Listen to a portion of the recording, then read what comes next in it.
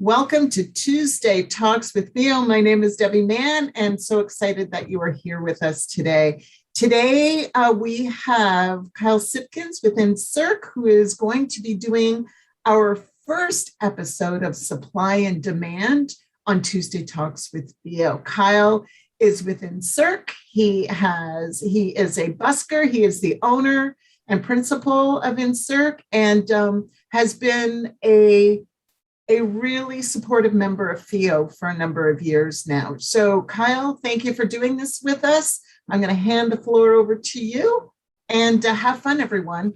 And anyone who wants to ask questions, you can put your hand up in the reactions. You can type it into the chat.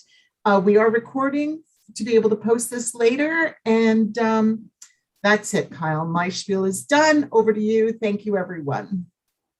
That's great. Thanks so much, Debbie. And thanks everyone for joining us again this week. It's great to see Tuesday Talks back. We have some guests with us as well. So I'll introduce them in just a second. But just so you understand, today we're launching Supply and Demand. So obviously some festivals are coming back and coming back very quickly, which means that suppliers are coming in fast demand. That's, when we normally have 6 to 8 months of lead time. Sometimes it's coming up with a week's notice or sometimes even day of. So it's great to find out and check in with our suppliers and see what's changed. What do you need to know when you're planning your event? So we have some panelists with us today. We have two so far. Hopefully Brant will be able to join us as well. I know he's at the Ontario BIA conference right now. But to introduce the panelists that we have today, first we have Ryan McLeod. So Ryan McLeod is with CosmoPro. It's a division manager of CosmoPro. CosmoPro. Sorry. I'll jump in there. Okay, yeah, so I'm with Cosmo Music in Richmond Hill. We're primarily a music instrument retailer. We sell guitars, drums, keyboards, that kind of thing, as well as an entire end of education. We deal with schools, if a high school music program, if you're in Southern Ontario, there's a good chance that trumpet you played was one of ours. We've been in Richmond Hill for 50 years. The pro division came about not that long ago, 10 or 15 years ago. And the purpose of that was one of our missions is to inspire people making music in our community. And of course, those are the people that perform, both, not just in their living rooms, but also on stages, big and small. And so we brought pro into the field to be able to support those people. So we're primarily an AV vendor, as you would know us, sound, video, lighting, and staging. All the things that make events big and loud and bright is what we do, and that's me. Which is fantastic. The stars behind the scenes, the one that you don't always see on the stage, but are normally just off the stage or behind it, are the ones who make it happen. So thank you so much for joining us today, Ryan. And we also have Jeff Clarmo. Jeff is with Northstar Fireworks and Northstar Drone Shows, if I have that correct. He's been in the business for 30 years now, and he's also innovated his business. He kind of saw the writing on the wall. So Jeff, I'll give you a chance to kind of introduce yourself as well. What brought you to where you are today? And yeah. Perfect. Thank you. I've been in people in the thing today may know me or my company. We've been doing fireworks displays in Canada for a long time. Started off as manufacturing and then and basically been a display fireworks company for the last 30 years. Now, as everyone knows, fireworks are getting a bad name. They're loud. They're polluting. There's some truths to it. There's some untruths to it all. But the bottom line is that social media runs the world these days, and social media has given fireworks a bad rap, and maybe rightfully so. So ironically, I don't want to say I saw, a crystal ball here, but a long story is how I got into the drone show business. Saw it in the Olympics, thought it was pretty crazy, started understanding what it was all about and the potential it had. So I got into it. And ironically, I got in with my partner, Patrice, who I've known from the fireworks business for 30 years. He was in Asia doing drone shows and fireworks shows. And he wanted to move back to Canada, raise his family here. Long story short, we teamed up, and like within 3 days of him getting here, the world shut down for COVID. So this brand new company is kind of stuck in the mud. So we had one of two choices: to either just lick our wounds or really start moving. So we've been really, really honing the craft of drone shows throughout the pandemic to a point where we have been very busy. Here's an example of a show we did, if you can see it on your screen there. This was in Mississauga for the opening of a new crazy high-rise condo complex. So any event, we made it through the pandemic, and fireworks are slow, and drone shows are going crazy. So that's all. I'm not going to self-promote this thing, but I just wanted to show people what drone shows were, because a lot of people don't really even grasp this is real, guys. This isn't computerized.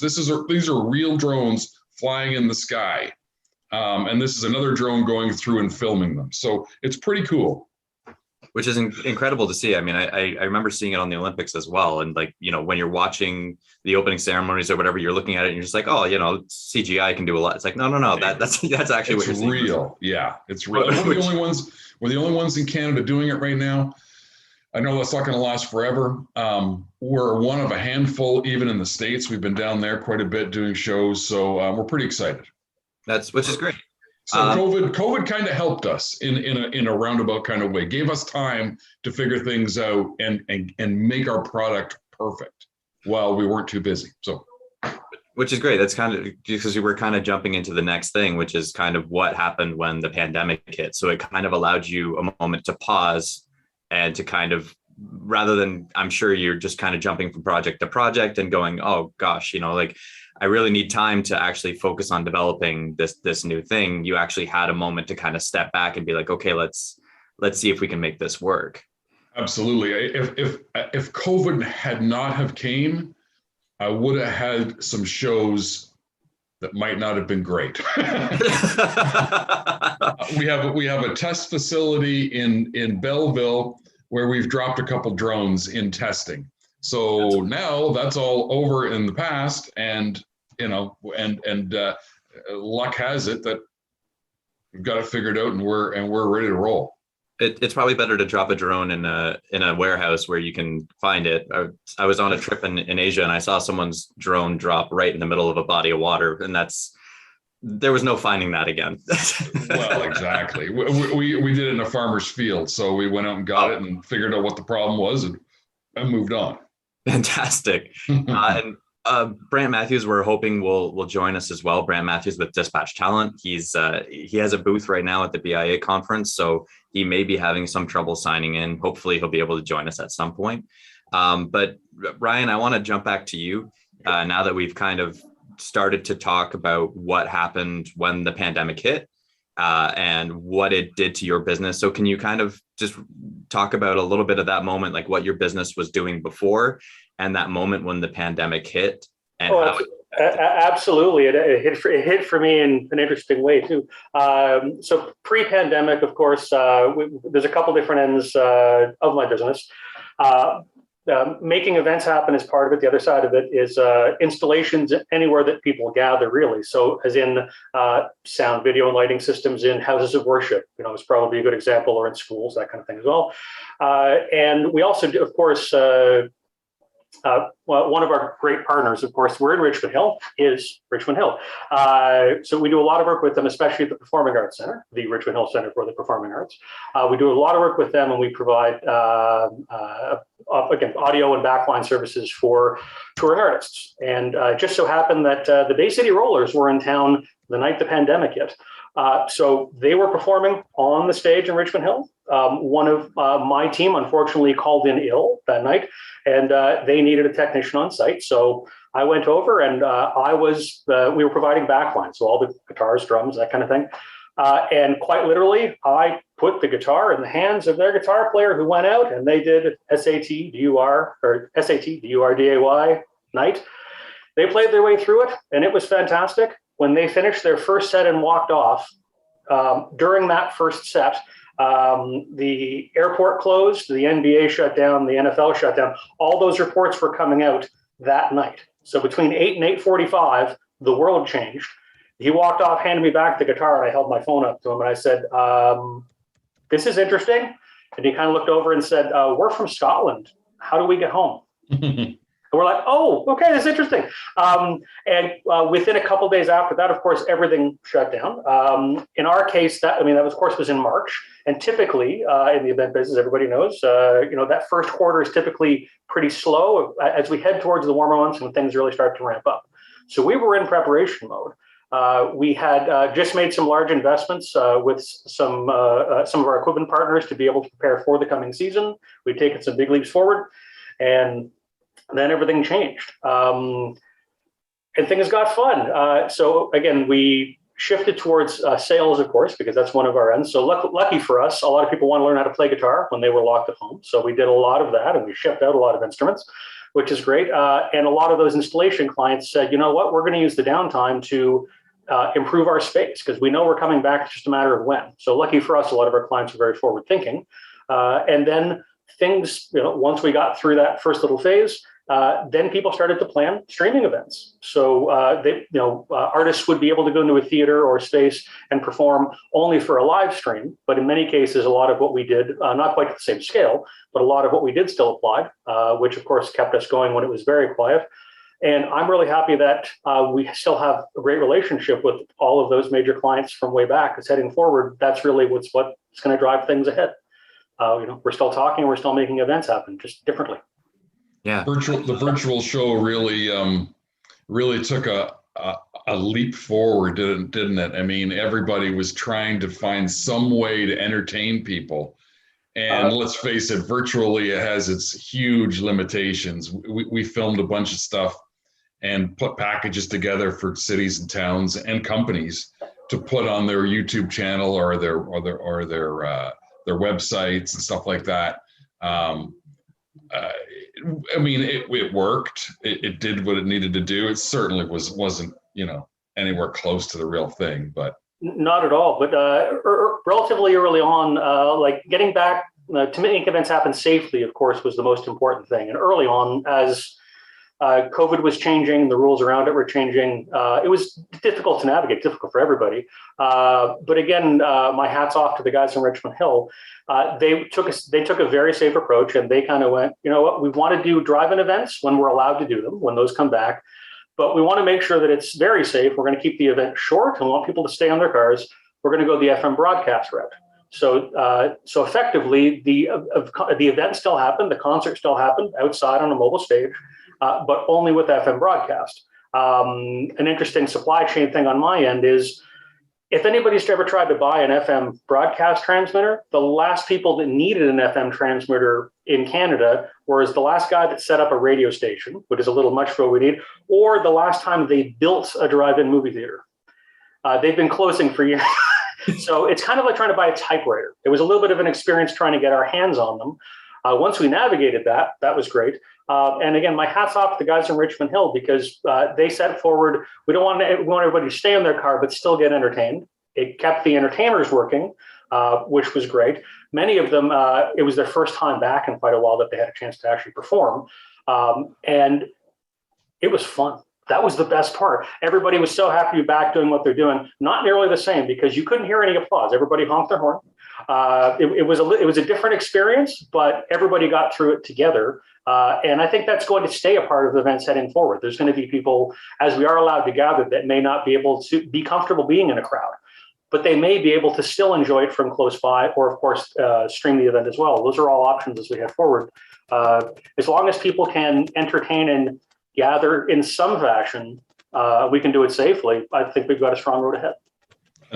Another, if I could just clip in for 1 second, another guy who was a real pioneer in this was Mark Bingaman, Bingaman's Park. in Kitchener. I don't know if anybody's from the Kitchener area. He had all kinds of things going in he built a drive-in with 2 or 3 sea cans and a facing on the side. And he had movies, he had drone shows, he had fireworks, he had comedians. He really, really, really was outstanding for the people of that. And this place was packed. I mean, it was sold out for loads of events were sold out. So that was cool. That was very cool. Well, yeah, it's really interesting to see, and I think you guys touched on a number of great topics here. But it was interesting to see that in a time where we thought that everything, streaming services were becoming more available and more prevalent, and we really thought, what's going to be the future of live events, but how much people wanted that in-person connection, how important live events are. And when the pandemic hit, even though it was, a slow part of the year, things were already rolling. We were gigs were already happening. As Ryan said, you were side stage, like at an event when, Bay City wasn't the only thing that rolled in that night. That's a good line. I'm going to use that. Which is unfortunate. But so, I mean, things were already kind of going. I know we had just had our FEO conference as well. And, certainly none of us expected that this was going to hit, but obviously, as you mentioned, bookings were impacted. The regular events that maybe you already had lined up fell away. But can you talk about some of the other things that were impacted? Obviously, you had to innovate. You had to do virtual shows. You had to come up with doing drive-in shows. But Ryan, I think you already mentioned as well, you had to source out FM transmitters. But in a very challenging time, what else was happening around that made it not only hard to source, but what else was happening around that? Well, the biggest one being the rebooking. For us, we work for several artists that are that are wedding performers. And I'm lucky we work with some fantastic wedding performers. But in most cases, if you're in the wedding business, weddings are primarily what you do. You don't do that's a big focus, and it's kind of community in itself. So for a lot of those performers, their world disappeared overnight because all they heard was, "What do you mean we can't get together?" And typically, it's a long booking process. Most people, typical wedding booking, I should say, a short wedding booking would have been 6 months prior pandemic. Usually, it's a year and a half out. So when all of that fell apart, most of those people saw that there's no work for a year or a year and a half.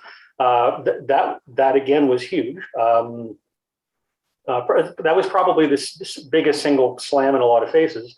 And as things started to come back in different forms, the most difficult thing for everybody was, again, trying to plan. As of next week, we can have 10 people inside. Well, what can I have 10 people inside and 30 people outside? How am I going to stream it? And I think that ultimately what kind of saved the day for a lot of people was their phone. Because you could, at a worst case scenario, if if a couple decided they were going to have a small ceremony in their home with their family, that kind of, you could hit that stream button, hold up your phone, and somebody halfway around the world could at least in some way be involved somehow. Yeah. So I think that was really important. But the big stop was, of course, difficult for everybody. And I think that as an industry, the important thing is that everybody puts all their efforts towards getting back and moving together. Yeah. I hope that most of the businesses or all the businesses that were impacted by this are still around and still able to function and still able to grow back to where they were and beyond. But it's going to take everybody within the industry to do that. Yeah. Well, and that's what we all want, is we all want to just bring events back, bring them bigger and better than ever. And it's going to be a long process. And I know that we're still having challenges. I mean, we're not back yet. But Jeff, I think you were mentioning as well that just the supply chain issues that are still happening. Huge. It's folks, it's going to be as bad as the pandemic itself. It's the second stage of COVID-19. And that is that you're already seeing it in the price of lumber, the price of steel. Everything has gone skyrocketing. And that's based on the fact that goods are not getting out of China. And the world relies on China for basically everything, a lot of commodities, and things are just not getting out because it's unbelievable to me. But all the sea cans are in North America right now, and there is no sea cans in China to bring the goods over, and the ones that can come over, the lines are so clogged with trying to catch up from where we were at, that it's going to really, really affect not only our industry and the industry of the of events. It's going to affect us in everyday form. I mean, our fireworks, we're having a hard time getting them, and B, they're going to be going up like 25. I've heard up to 50% because they're being made, but they can't ship them. So they make them and then they have to store them somewhere. And the guy that owns the warehouse in China knows that he's got a big warehouse, so he's jacking his price up. Everybody is making money on this issue. So things are gonna increase in price. Renting a truck during the pandemic was impossible. Yeah. Because I mean, usually on Canada Day we rent like 25 trucks. If we had to this year, we would have been lucky to get 2, because there was a problem with computer chips, and computer chips are needed to build vehicles. So just when you're going through starting your festival again, check and double check with your suppliers that pricing is going to be the same, and then you're going to get what you normally get, because they may not have what you're looking for this time around. And I know that everybody, I mean, so from a supply point of view, we want the festivals to come back.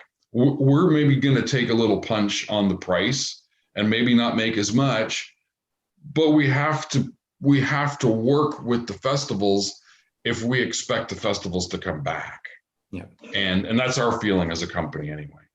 Which I think is an important point, is that we're, the price impact is happening throughout, but it's in the end, it's affecting your bottom line. It's, it may impact the festival bottom line as well, but everyone is trying to work together and trying to absorb that where we can to get to the other side of it. Like, Ryan, is that what you're seeing as well? Yeah, I think the other end of it that kind of concerns me is kind of the innovation side of it, where for, again, the manufacturers that make the tools that, that Jeff and I and everyone, we use supply and support to help make events happen, for the longest time, like many of those companies, be they 10, 20, 40, 50 years old,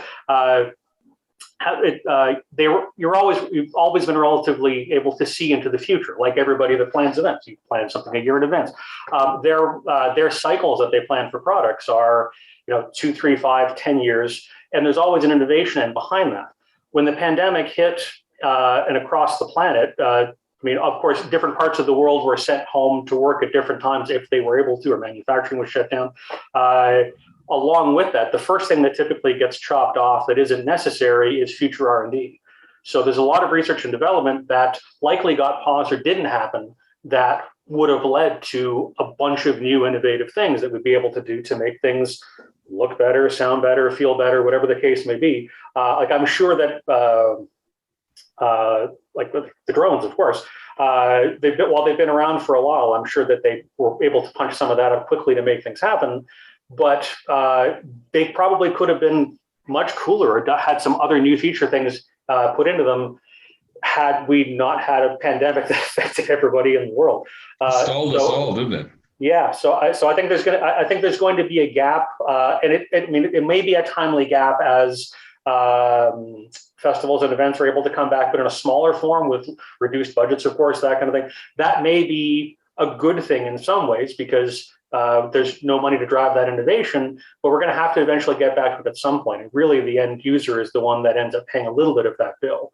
So I do think as long as everybody trudges ahead and everybody is, being honest and open with your vendors and suppliers about what you need and what you need to make happen. I have no doubt that everybody in this business wants to make it happen. It's a matter of figuring out how we can work together to do it. Yeah, which is another great important point is that that you also need certain tools to make what you do happen, whether it's software that runs your systems for both yourself and for Jeff. Having those things there. I mean, I know we all get annoyed when there's a pause when we have to do a software update on our computer and we want to get things done. But it's actually important to keep those things running properly, especially when you don't want drones running into each other.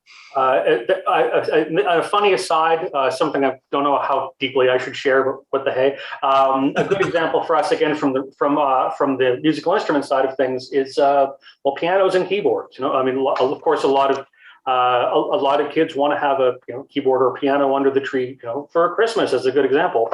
And again, over the years, we've got statistics, and we have an idea of what we're going to need for the coming holiday season, and we order into that to make sure that people can have that under the tree. That's all relatively stable and has been for a long time.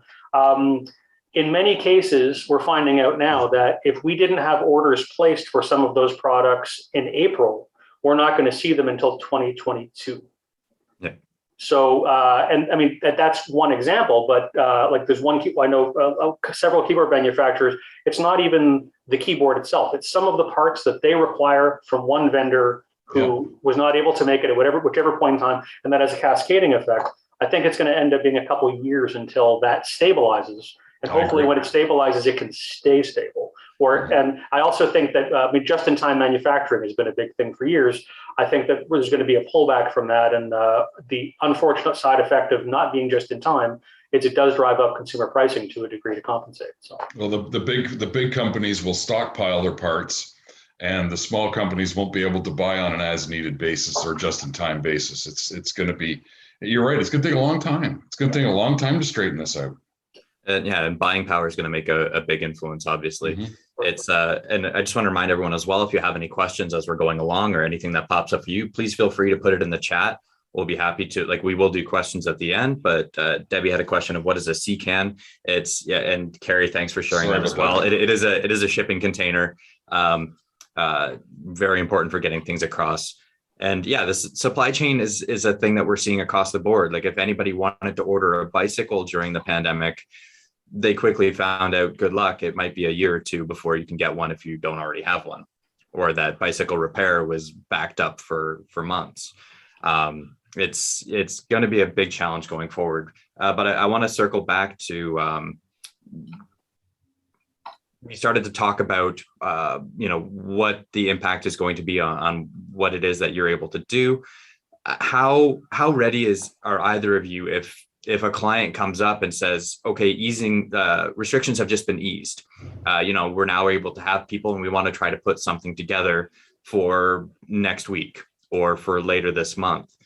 How prepared, what is your typical lead time? And, how prepared will you be to get back to doing what it is that you do, either at full scale or at scaled back? How ready are you to get back into the trenches? For myself, Ryan, we're 100% ready to go now. We've still got fireworks in stock from 2019 because they sat there. Luckily they, they're in storage magazines, they're dry, and they don't deteriorate. So we're ready to roll. But our worry is the end of 2022 and the beginning of 2023, because we've already been warned that we need to buy now for 2023 because the supply problem, the writing is on the wall, and whoever has the most toys at the end wins. Is kind of the case. But as of right now, we're ready to roll. Luckily, we were able to. If it wasn't for our drone business, we might not be sitting here today.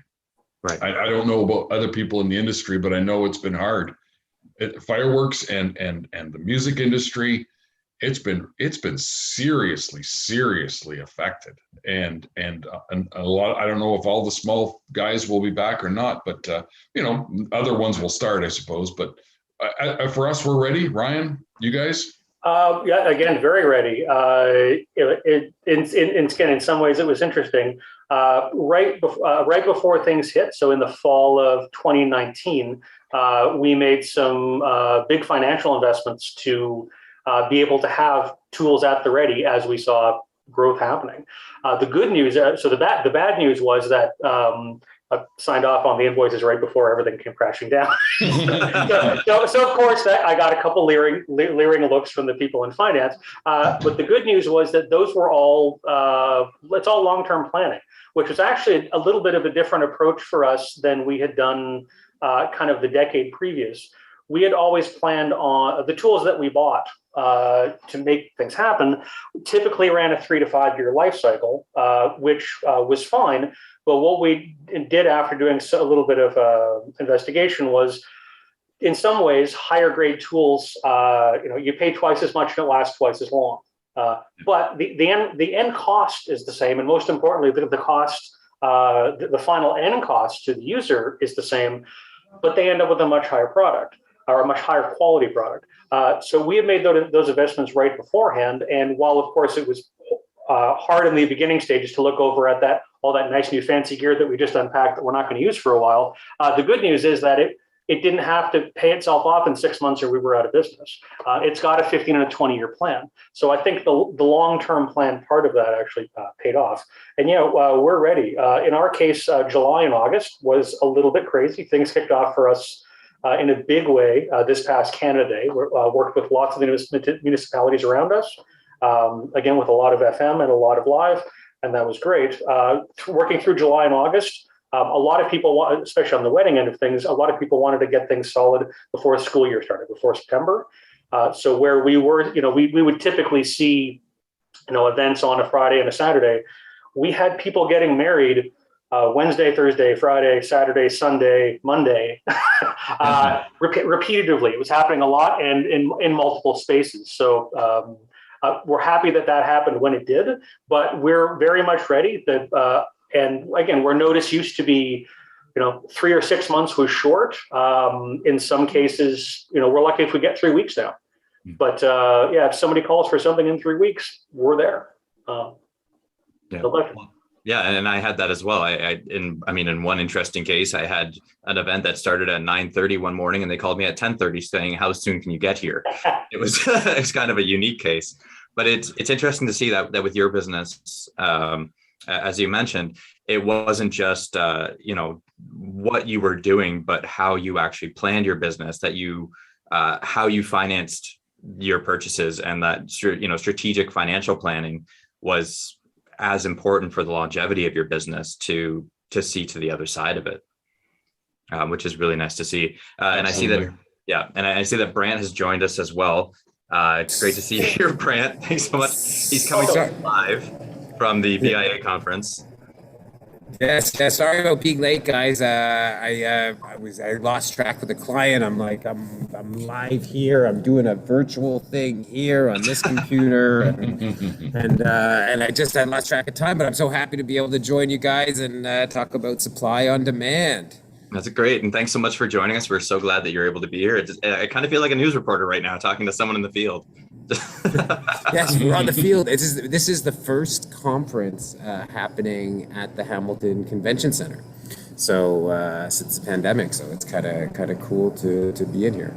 Which is great, and I do have some questions that I want to get to as well. But I think everyone would be interested to hear what it's like being back at a conference center, and probably back at the first in-person conference since the pandemic hit. What is that like right now? Yeah, it's just like old times. All the vendors are complaining about their spots, so it's it's good. It's it's nice to reconnect with a lot of clients, which is very cool. Reconnecting with past clients is really nice, and so at the BIAs, it's obviously Main Street, so people from like Woodstock and Barrie and Timmins and all over Ontario. They divide the people up into two separate rooms. Are you? Sorry? Oh, sorry, Jennifer, you might have to mute yourself there. Oh, right.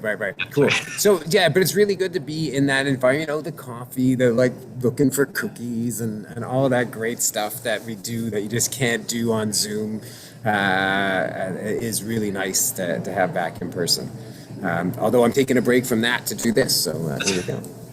Oh, which is great, because I mean that's a major part of the Tuesday Talks this season is reconnecting. Louise Jackson is doing that, and just how much we want to reconnect. If we were worried that what will it be like? Will people want to be back to live in person? It seems like you're experiencing that, people do want to be back. Yeah, I think right now it's the problem with some of the people here is that they don't know what they can organize. So they're in this sort of analysis paralysis. A lot of people now, where but there are some tree lighting events that seem to be being planned, and some pumpkin patch type stuff, and but it's all very, very tentative and mostly pointing towards 2022 for things.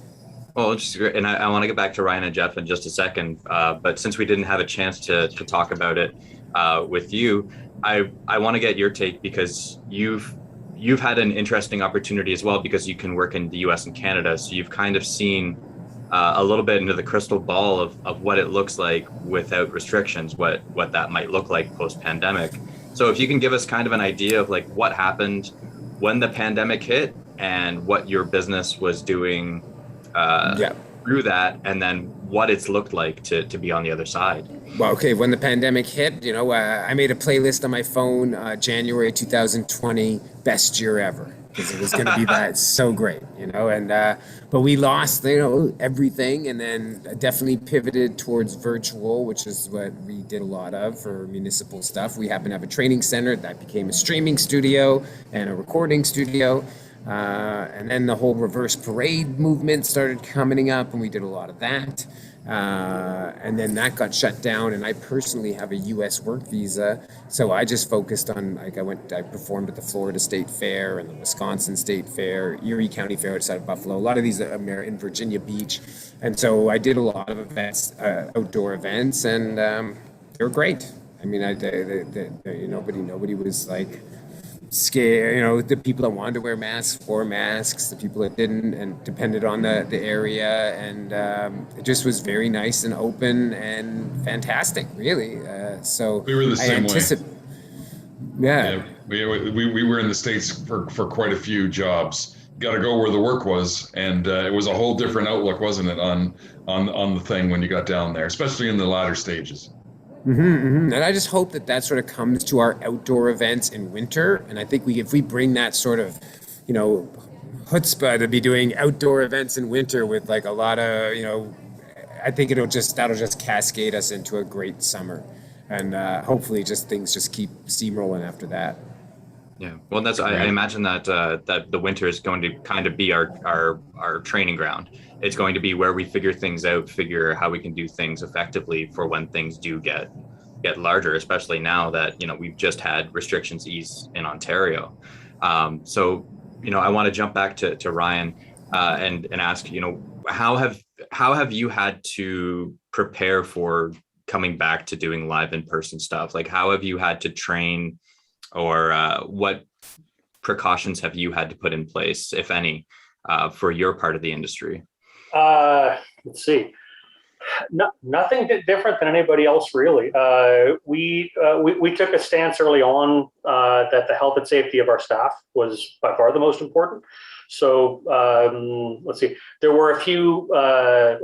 For the most part, when things were up in the air as to what was doable and not doable, like again for a streaming event where they wanted to have a limited number of people on site, we made some changes. In some cases, we moved people outdoors to make sure that they were.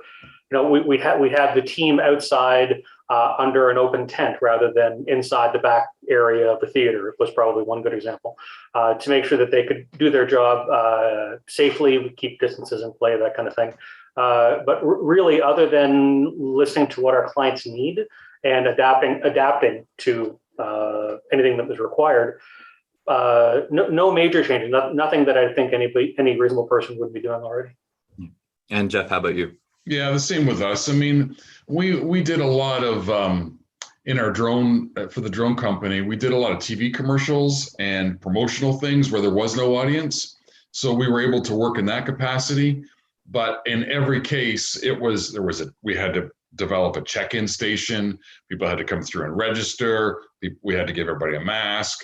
We had to have somebody constantly washing hands and sanitizing, the same as what everybody else had to do. It was an inconvenience, and when you're outside and you're around your own crew, yeah, a lot of times you think that it's not necessary, but at the end of the day, it was all necessary. Yeah. Well, yeah, and I've certainly got that feel. I've been working on a number of film and television sets as well through COVID, and there's times where it's just like, wow, is this really necessary? But yeah, you know what? I think usually it boils down to, the ability to keep working is worth the added frustration and probably the added time that it adds to what you do, which, typically things need to happen fast, but it needs a little bit of extra time to get everything done. Mm-hmm. And film and TV is probably a good example too. I think they really got that right early on. They were very proactive in making sure, doing everything they could to get back to work as soon as possible. And I think that helped a lot of other industries figure out what to do next. They were helpful. Well, and that is why so much business came up here. I mean, productions that would normally be happening in the US, in Toronto, the film and TV industry was busier than ever. And it was crazy to think that, we're doing more work now through a pandemic, but it's because all these safety precautions were in place. And Brant, I know that you've been in the US, you've been performing throughout Ontario. We were also just in Quebec at the Chapeau Festival. So I want to ask you as well on the entertainment side, because not only are you a performer as Fire Guy, but also run Dispatch Talent. So you also put entertainers in the field. How have you had to adapt on the entertainment side, and what changes have you seen in different places? So yeah, we have I think 7 performers at Wonderland, and so they have their own protocols for the haunt, and so they got to fill out forms. Do the things that everybody's got to do. You got to fill out the forms. You got to do, they particularly don't have a vaccination policy because it's an outdoor event. Some clients are asking the vaccination thing, so that's coming up and a lot. And some performers aren't vaccinated, and so they don't want to be, and that's they're right and whatever it is, but then you can't send them to those gigs, so that's becoming like an interesting little thing that's going on. But I'm sure it'll all get played out eventually. Yeah, and these are all things that we're figuring out and learning as we go, because it's when something pops up, going, okay, this is now something that we have to adapt to and adjust as well. So I kind of want to look a lot of the into outdoor events. It's not as. Oh, sorry. Oh, sorry. Go ahead. No, I was just gonna say a lot of the outdoor events. Everything is so obviously outdoor is so less stressful that it's been pretty. Wonderland's been actually the most kind of thorough of all the kind of check this, check temperature, check, you know what I mean? Because you can't check everybody's temperature that's coming out to a pumpkin patch. It seems ridiculous. I'm pretty sure everyone's going to be a bit on the cooler side as well, being out in a pumpkin patch as well. But I mean, exactly. And we saw it in Quebec. There's so a festival that's normally a street festival, they had sectioned off different zones, so everyone actually had to go into a different zone, and you had to have on the audience side, you had to have bought a free ticket before so that they could manage crowd size, and in Quebec as well, they already had the verification for vaccination in place for audience members, not for entertainers, but that anyone attending a festival or public place had to have that. So it was a way of screening for that. And it kind of took a little bit of extra time before each show, that letting each crowd member come into another zoned area. But it's selfie time. But I want to also jump back to, I want to jump forward actually to the crystal ball a little bit, to what do you see the next 2 to 3 years looking like from your part of the industry? We kind of touched on it a little bit, some of the things that we see, but, do you see a full return to events coming? Do you see an adapted, do you see a hybrid? What do you see coming in the years to come? And Ryan, I would like to start over with you. Sure. I'd like to think that it's probably going to be about a 2-year return, assuming that the let's see, the vaccination numbers get to the point where they feel that they can start to lift further restrictions, et cetera. I think outdoors is pretty much, let's start that over. I hope that by next summer, outdoor events can be relatively as we know them, possibly with only some minor restrictions in place, something like what Quebec was doing, where they were limiting capacity to X amount of people in zones, keeping zones separate, that kind of thing. On the indoor side of things, I think that we're going to be wearing masks a long time, is my guess. The data, all seems to point towards masks do keep people safe, and they are pretty commonplace in other parts of the world, regardless. So, my guess is that we'll probably see masks, and we'll probably see some people, even when they're no longer required, choosing to wear them anyway. Likely for at least another year. And I mean, this is the one thing that's really caught me the most is, and again, when it comes to the rock and roll crew kind of thing, which is the bulk of the team that I lead, they work through anything. They work through sickness, cough, cold, flu. That show must go on mentality has been around for a long time, and that's just in the show side of things. When it comes to the administrative and the office side, people would come in. It's just a little bit of a cold, that kind of thing. I think that's probably going to be the biggest change we're going to see.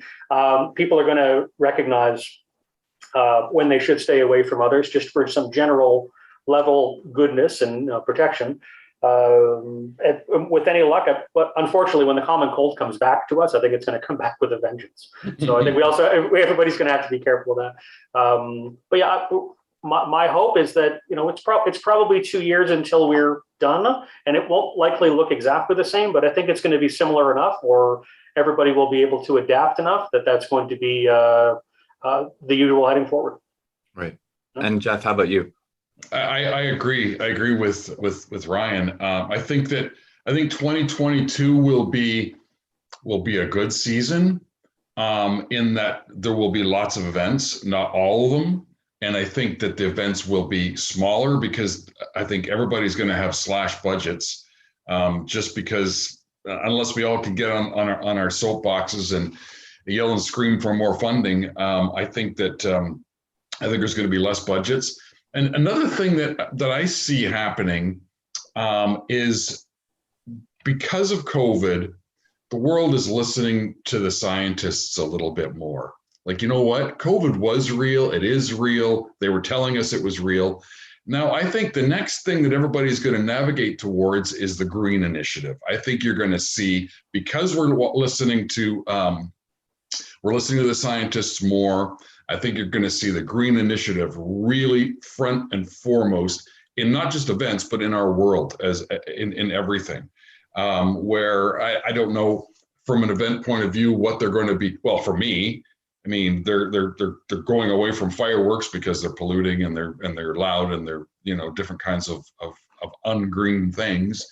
But I think in general the world is going to look at cars. Everything is going to be in that direction. I think the event industry is going to have to adapt as well. Yeah, certainly changing how we do things.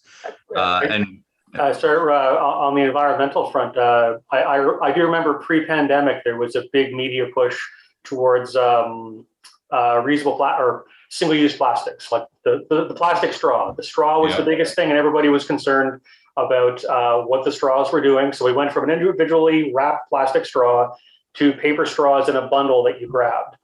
But then, and that was I sarcastically say to save the turtles, but turtles were a big problem with straw. So that's real.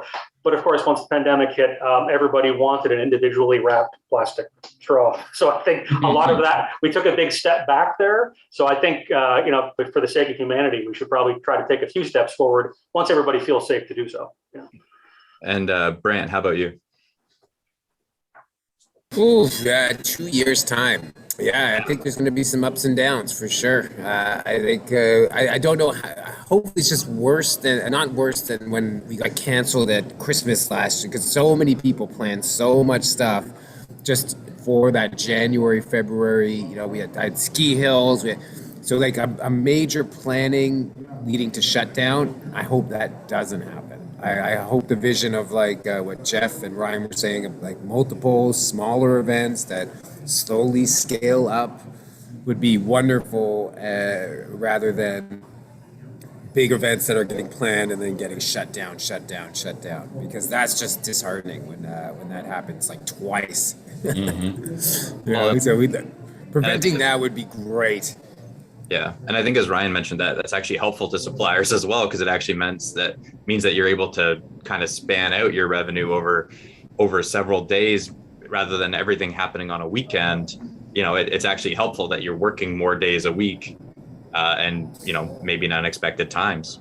And I think Debbie has a question here, so I'm going to pop over to her. Hi, everyone. Thanks for joining us. Brent's great to see you. So I've got a couple of questions for all of you.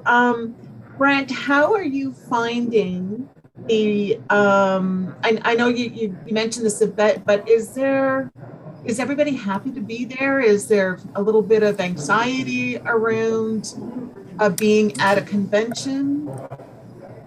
No, I don't sense. I think all the people that are here are happy to be here, because it's like just to feel that sense of flocking together of people, which we haven't had that much of, is really, really nice. And it's a big open space, and so everything is very, very spaced out. So right now there's like no one around me at all. So we're not wearing a mask, but then like when people start coming in, then people put on the masks and all that stuff. So but it's a nice big space, and I think that who's really happy, the staff at the convention center are all super happy to be here. Like there's actually a real nice vibe like that people want to, they want to like talk and have coffee and do all those things that we do at these conventions. Brant, did they have to show proof of vaccination to get in? We did have a vaccination for this one, yes. So you had to have proof of vaccination for this event. So is the coffee still as bad as it usually is at most convention centers? It's even worse. No. It's 3 years old. Yeah, it might have been sitting on the shelf like those fireworks. I don't know how well that lasts. Sorry, Debbie, I think you had another question there as well. That's okay. And I was just wondering for the rest of you, because you have been working on it. And I know you've talked about this a bit, but are you worried about being able to provide services? Or I know you said you're ready to go. Are there any concerns that you have for 2022, 23? While we kind of saw the vaccine requirement coming, I'm sure that was heading. That definitely did throw, I know for several of the vendors that I'm speaking with for events we have currently planned, in many cases, again, they weren't. It wasn't on their radar that their staff would have to be vaccinated. So there's some. They have some staff that are or aren't. Worldwide, there's issues with labor shortages and issues there. At this point, I'm happy that I've got a good, solid core team that I can call on when I need, and I've got a great extended team I can call on when I need them. And I think, again, that the long-term relationship we built with those people, with people that I rely on, and the people allow me to be there for the people that rely on me. So at this point, I don't see any major issues. Until the next, what's going to come next? Locusts? Is that the next phase in all of this? I'm hoping that we're now on the downward cycle. I'm sure there's going to be bumps along the road. There's going to be some new things, but people want to gather, and that's just human. And as long as we can all adapt to make that happen, I think we're going to make it through this okay.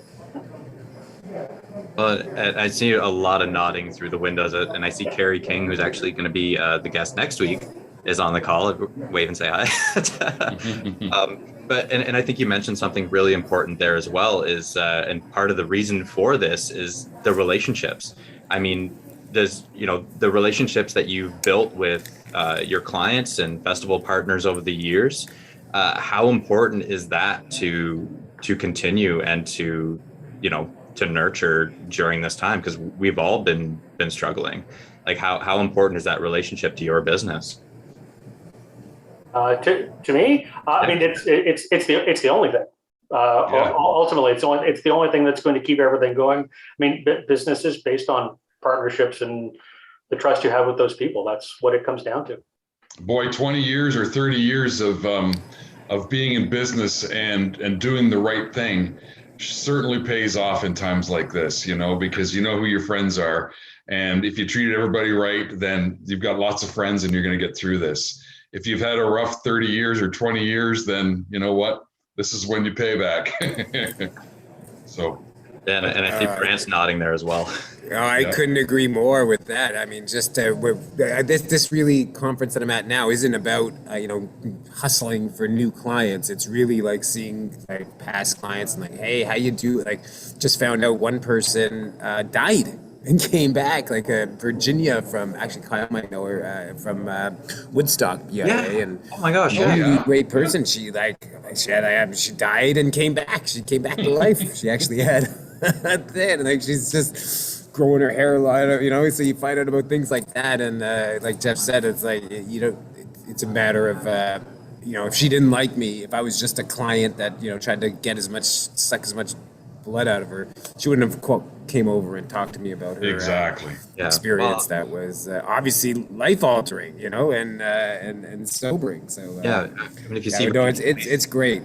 Yeah, please say hi to Virginia for me. It's nice to see her back. Yeah, I will. I couldn't believe it.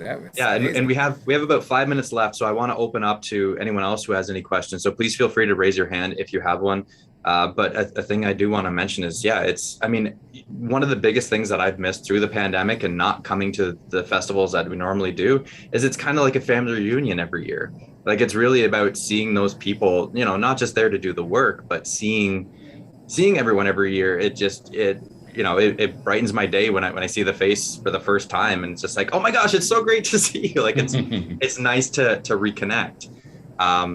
So I want to open it up. Does anyone an opportunity, whether you want to write it in the chat or if you want to jump in? Carrie, I see you have a question there. Feel free to. Hi. Great conversation, guys. This has been fantastic. Thank you. I'm just curious because we're going to be talking next week about creativity and how, event producers or people in the industry have embraced creativity and engaged artists and creatives in different ways. And I guess I just wanted to throw that out to you guys just for some food for thought as we prepare for next week. In what you may have seen over the last couple of years from all of your different perspectives. For around me, creative, solutions. In my case, it's been nice to see some of the creatives get back to work. That was probably the big one. It's been several times in the last couple of months. The performers that set foot on our stage they hadn't performed together in front of anybody for the better part of a year. In some cases, hadn't been in the same room together. For the better part of a year. So, the 5 minutes before they set the stage, when they actually get to have a conversation behind, watching that energy come to life and then have them walk out and actually do their thing is inspiring. That's the big one. That's the part that I like the most, because I am not that person that can stand on a stage and entertain.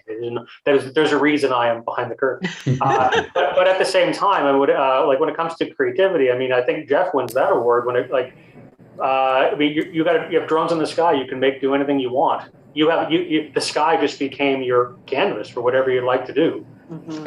And that's awesome. If I could just jump in there, another big issue we've had during the pandemic is our Indigenous problem in Canada. And their art, their culture, really, I've been working with groups. We've been doing drone shows with elders, telling a story in the sky has been mind-boggling. But I think that festivals, and maybe Carrie, you could talk about it next week a little bit, the Indigenous section of our country needs to be nurtured right now. They're in a terrible space and they don't deserve to be there. We need to celebrate their art, their culture. If we can work them into events in any way, shape, or form, your local First Nations will be really happy if you reach out to them. So I'm just talking because I've dealt with 3 or 4 different ones recently, including Indigenous Ontario. And it's an amazing cause. It should be part of your events if you can. And I just want to jump over quickly to Debbie. I think she has a comment or question. Yeah, I just wanted to say that we're trying to get some Indigenous speakers on for Tuesday talks. So Excellent. Yeah, we're working on that. We're aware of it. And talk to me afterwards. I'll give you some names. Perfect. That would be great. I know Louise with Reconnect is looking at bringing somebody on board with her, and I'm looking at somebody from the city of Barrie who is also doing some work with the like, what does Canada look like in the future? You know, celebrating Canada Day, what does that look like in the future? So yeah, we have some great ideas, and it's just a matter of getting the right connection. So I will talk to you later, Jeff. That's great. Yeah, that sounds great. I've got some people for you to talk to. Which is great. I think it's a really important point. It's going to be a constant learning. What can we do to do better? How can we? And it's going to be a constant learning process. I want to give because I know that we're at time, so I want to give Brant a chance to speak on creativity as well. I know he does a lot of creative things, so I want to give him a chance to answer Carrie's question. Yeah, well, creativity-wise, a lot of it was, learning how to perform for a screen, and then it was, what can we do live, and what can you do for cars that pass by, and what can you do? Now it seems like, what can we do to kind of get close to what we had before, but it's not going to be like before, and maybe we're going to have to keep these screen shows as part of our ongoing events in some capacity, and maybe not just a screen like this. It's going to have to be vertical shows too, and we have to be vertical on the whole thing is just and hey, digital tokens, like, being able to get paid in Bitcoin. Don't even get me started on that. That's a whole other thing. But NFTs for festivals and events, there's so much. It's amazing. There's so much happening. Well, and I think that's and I think that's a thing that's common for the industry is everyone on this call has probably had to do something to innovate or get creative during really challenging times, and we're all going to constantly do that. But I do want to take a second to thank Ryan and Jeff and Brant for jumping on the call and to joining us for the first supply and demand. And I want to jump back over to Debbie because I think we're at time. If Debbie wants to say anything before we wrap up today. No, I thanks a lot for doing this, Kyle. I think it was a great conversation. Looking forward to having a chat with Carrie next week, and I'm glad she asked some questions. So I hope you'll join us next week with Carrie King on creativity in our industry. And that's it. So thank you for joining us, Kyle. Thank you for being here and doing this with us. Kyle's next one is in October, and we will have Moduloc and Moduloc and Higgins Event Rentals will be with Kyle on that. And looking forward to talking to you next week. Carrie, thank you everyone for joining us and Thanks, signing everybody. off. Thank you very much, Debbie, Kyle, and Jay. Appreciate your time. Thanks, Ryan and Jeff. Yeah. Thank you, guys. Bye. Thank you. Bye-bye. Have a great day, everyone. Bye, Brett. Thanks.